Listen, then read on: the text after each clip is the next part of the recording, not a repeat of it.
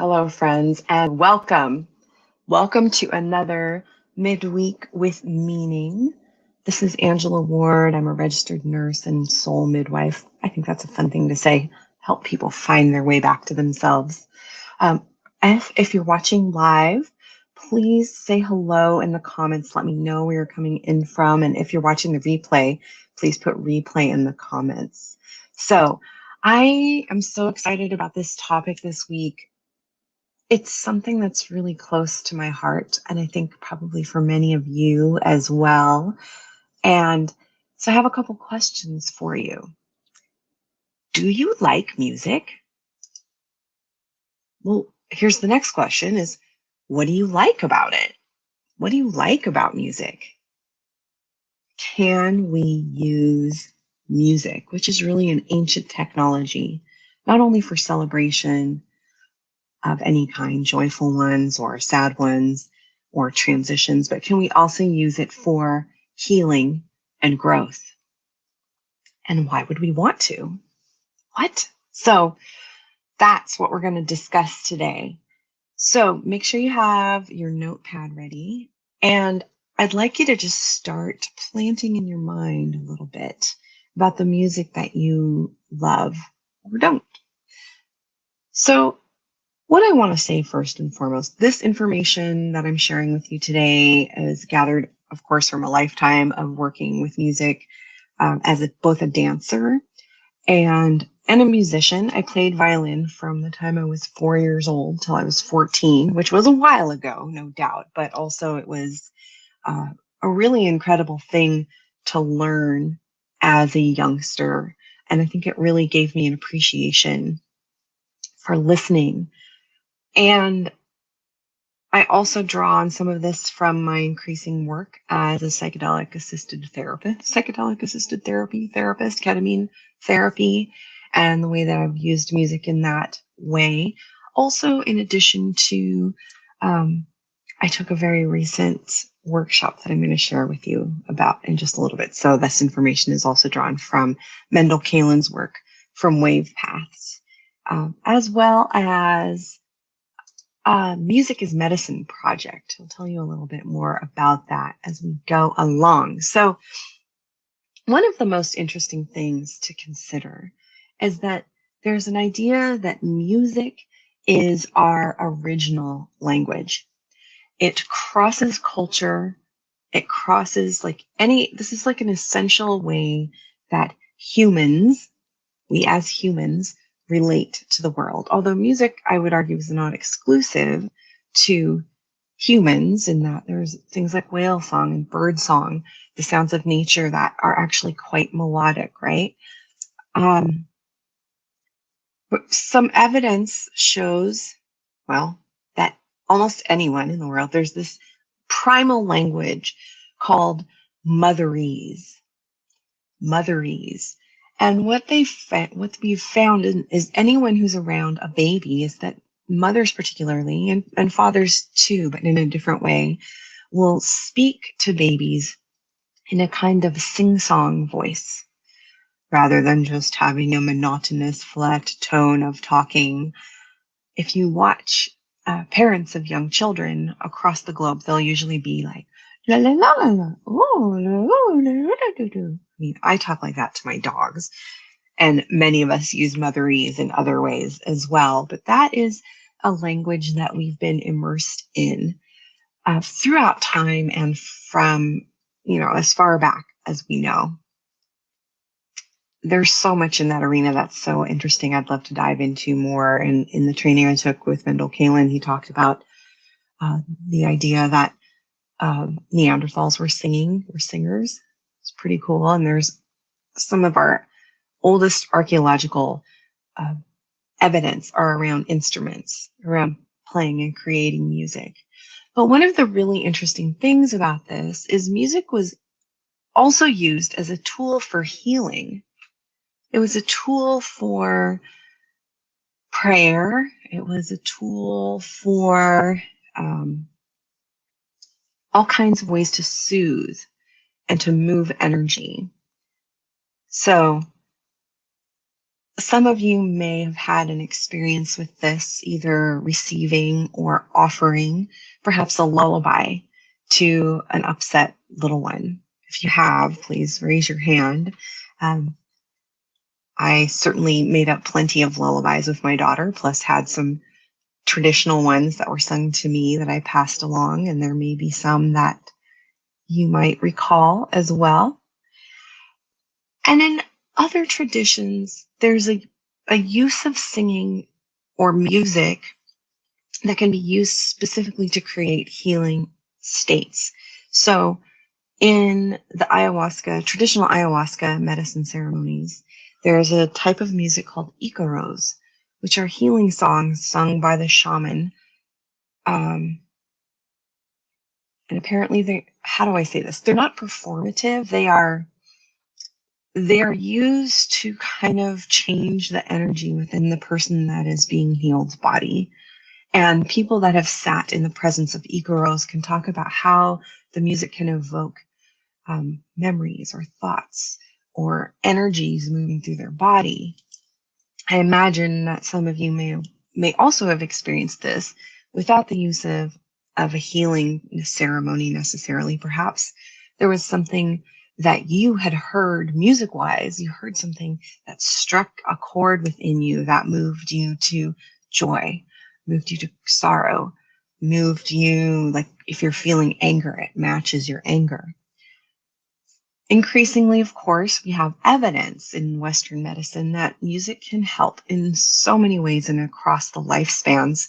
I thought this was quite an interesting little article that the researchers at Beth Israel Medical Center in the Center for Music and Medicine conducted a study which included 272 premature babies, 32 weeks gestation and older, in 11 neonatal intensive care units. They examined the effects on 3 types of music: a lullaby selected and sung by the baby's parents, an ocean disc, which I will show you in a moment, which is a round instrument that mimics the sound of the womb and the ocean, and then a gato box, a drum-like instrument used to stimulate 2-tone heartbeat rhythms. The 2 instruments were played live by certified music therapists who matched their music to the baby's breathing and heart rhythms. The researchers found that the gato box and the ocean disc and singing all slowed the baby's heart rate, although, as you can imagine, singing was the most effective. Singing also increased the amount of time that babies stayed quiet alert. So just relaxed and listening. And their sucking behavior improved most with the gato box. So when they had that dun dun dun, they were able to regulate their system into breathing and sucking in relationship to that. And with the ocean disc, they entered enhanced sleep. So really interesting work. The music therapy also lowered the parents' stress, which is so amazing. So Joanne Lowy, the study's lead author, said there's something about music, particularly live music, that excites and activates the body. Music very much has a way of enhancing the quality of life and can, in addition, promote recovery. So I'd like to show you real quick one of those ocean drums. Dear friend of ours, Nick's childhood friend, Judd's childhood friend, Nick, gave us this drum, and I love it. I don't know if you'll be able to hear it, but I'm going to show it to you first of all. It's called an ocean drum. You can see my screen on it. But basically, it's got a round drum head. And then down here, can you see it has a bunch of, I don't know, what are these? It has a bunch of BBs, basically. So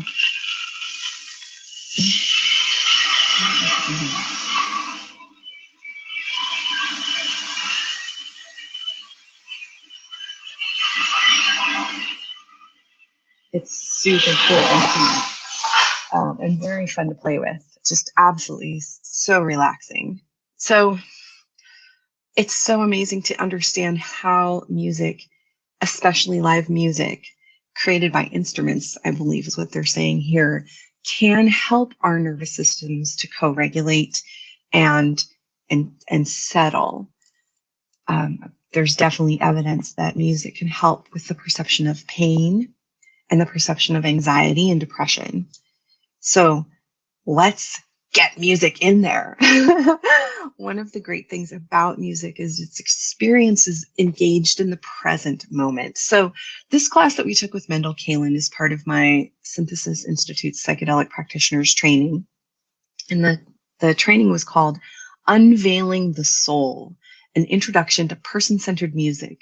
Excuse me, person-centered use of music in psychedelic therapies, which we spent 3 of our sessions engaging with Mendel Kalin's research and his theories around how music can be evocative of different states.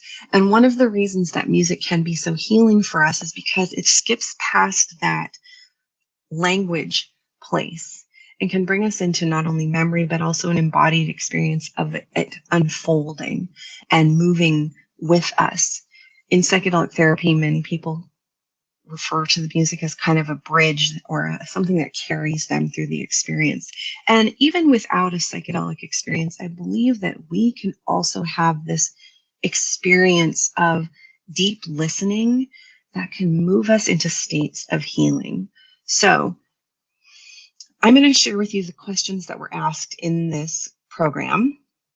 So get your pen out. If you haven't got your journal out yet, get ready to write these questions down because I think they would be really nice to contemplate. They were very interesting for me to spend a little time with.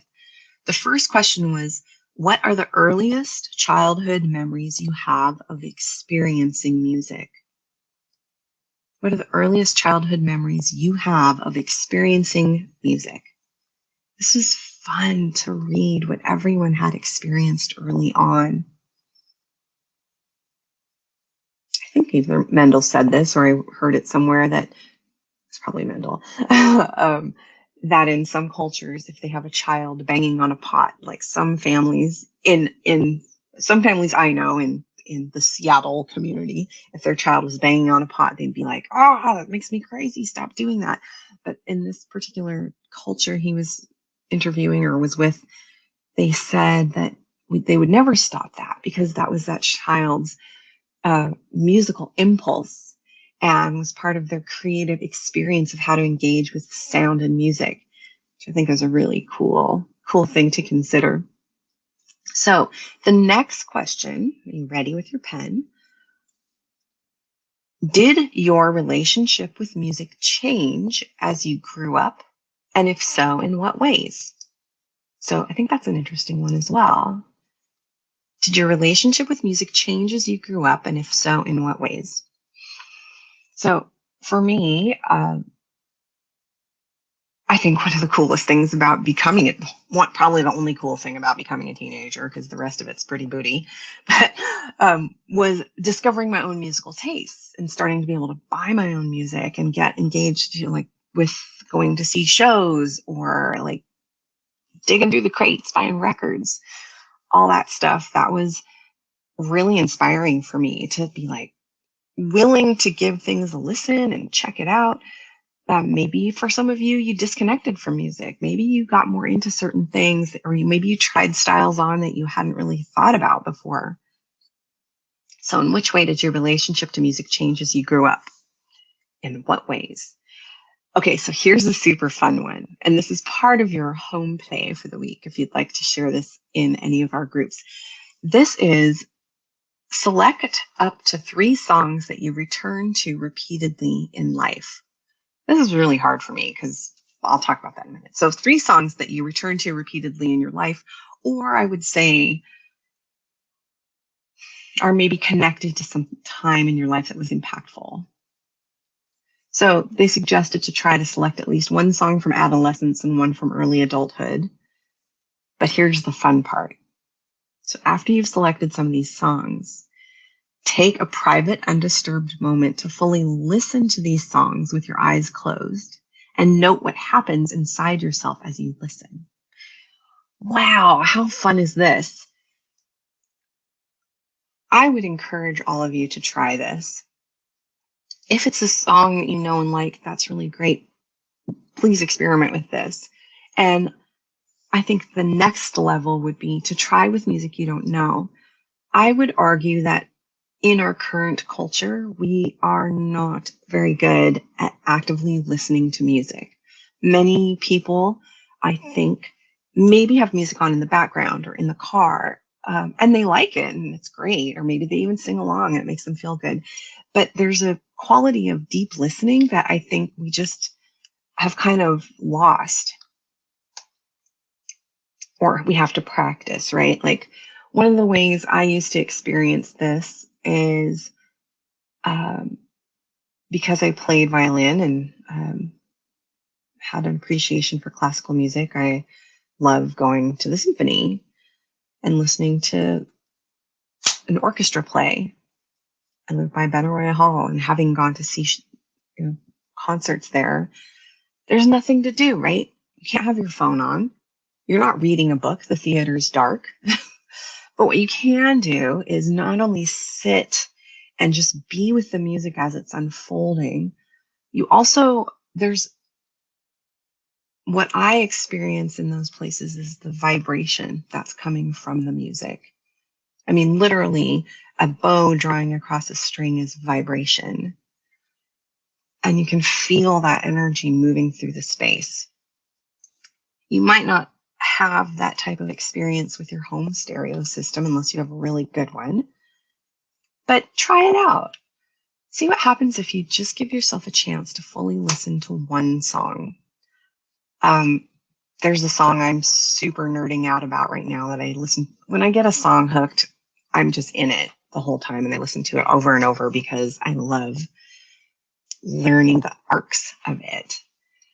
So I would love to encourage you to try that out. Just try the experience of being with music and see how your body responds. Does it slow your breathing? Does it increase your breathing? Does it bring up memories or energies within you? So those are a couple ideas that I have to engage with this. So a quote I'd like to share from Mendel Kalin is, within the psychedelic experience, songs become worlds. They're not just songs. And this profoundness of the music experience, together with the highly personal and dynamic nature of psychedelic therapy sessions, illustrates both the therapeutic opportunity and the importance of facilitators to choose music thoughtfully, responsibly, and on a person-centered basis. So that being said, for me, when I do my ketamine-assisted psychedelic therapy work, I am very much interested in creating something for people that helps them move through an arc of emotion. In the show notes or whatever below, you're going to see a link to my Spotify page, as well as to Mendel Kalin's Wave Path. Please check that out. It's so great. But in my ketamine playlist, I have one that's called Ketamine Initiation that I think has like 1,700 followers, which is pretty crazy. That playlist I designed for people that are maybe having their first ketamine assisted therapy session, or maybe are just going to IV clinics and having IV ketamine. And my intention is to move an arc. So it starts very softly. It's called Ketamine Initiation specifically because it's for people that are starting out and need to feel safe and supported by the music. That's crucial to me. And I believe Mendel Kalin really emphasized that as well, that music can carry us and hold us. And especially when we're in expanded states. So if you're using, and when I'm talking psychedelic, by the way, I'm not just talking taking psychedelic medicines, like music for birth, music for dying, anything that is putting us through a transformational experience. How can we include music as part of the therapeutic container, right? As this space holder in ways to help people feel safe and supported and to match their energy.